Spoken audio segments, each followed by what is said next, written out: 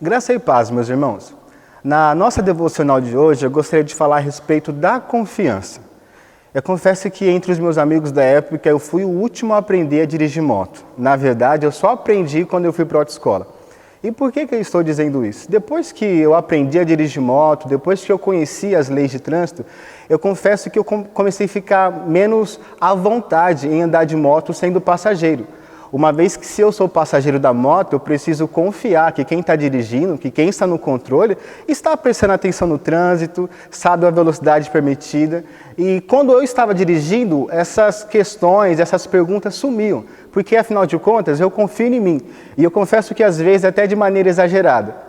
Mas por que eu estou dizendo isso? Na vida cristã, quando nós entregamos a nossa vida ao Senhor, na verdade agora quem está no controle de todas as coisas, eu poderia dizer quem está no piloto, agora é o Senhor. E nós precisamos confiar nele. No Salmo 125, verso 1, um salmo muito conhecido, diz assim: os que confiam no Senhor são como o monte de Sião, que não se pode abalar, mas permanece para sempre.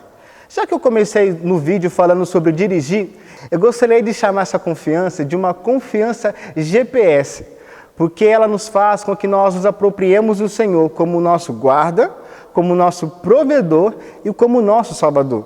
Ainda no Salmo de número 125, verso 2, diz assim: como os montes cercam Jerusalém, assim o Senhor protege o seu povo, desde agora e para sempre. Essa confiança na qual nós estamos falando do devocional nos faz crer que, de fato, quem nos protege é o Senhor. No livro de 2 Samuel, capítulo 22, há um cântico cantado por Davi, e nesse cântico ele vai chamar o Senhor de a sua rocha, a sua fortaleza, o seu escudo, o seu esconderijo, o seu protetor. E eu sempre digo que, particularmente para mim, é um peso diferente por saber que esse hino foi cantado por Davi. Um homem de guerra, habilidoso, sabia se esconder, mas a confiança, a certeza de que ele estava sendo guardado e muito bem protegido, estava no Senhor. Essa confiança também nos faz olhar para o Senhor como nosso provedor.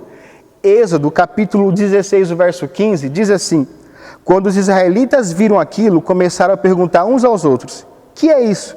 Pois não sabiam do que se tratava. Disse-lhes Moisés: este é o pão que o Senhor lhes deu para comer. E a pergunta que fica é: havia padaria no deserto?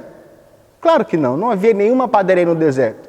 E isso nos ensina que o Senhor não precisa de condições favoráveis para prover as nossas necessidades.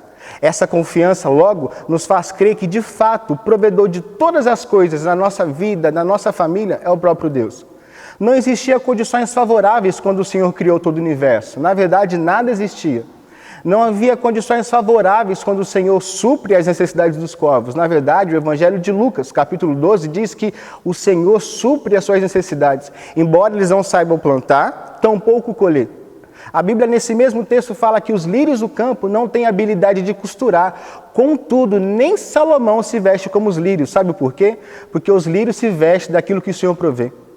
Essa confiança também nos faz nos apropriarmos do Senhor como o nosso verdadeiro, único e suficiente Salvador. O texto de 1 João, capítulo 5, versos 11 e 12, diz assim: e este é o testemunho: Deus nos deu a vida eterna, e essa vida está em seu Filho. Quem tem o Filho tem a vida, quem não tem o Filho de Deus não tem a vida. Haverá um momento em que essa terra passará. Todo homem, toda mulher estará diante do Senhor. E a Bíblia fala que nesse grupo de pessoas, um vai ser tomado e vai receber a vida eterna. Um outro grupo irá receber a condenação eterna. E aqueles que receberão a vida eterna não a receberão por mérito. Eles certamente a receberão porque eles confiaram no Filho. Eles confiaram no sacrifício de Jesus. E a pergunta que eu faço é: você confia no Senhor Jesus o suficiente para tomá-lo como Salvador? Você já tem um filho? Porque a menos que você tenha um filho, você não terá vida. E eu gostaria de terminar nosso devocional perguntando: você já tem essa confiança GPS? Que Deus te abençoe em nome de Jesus. Amém.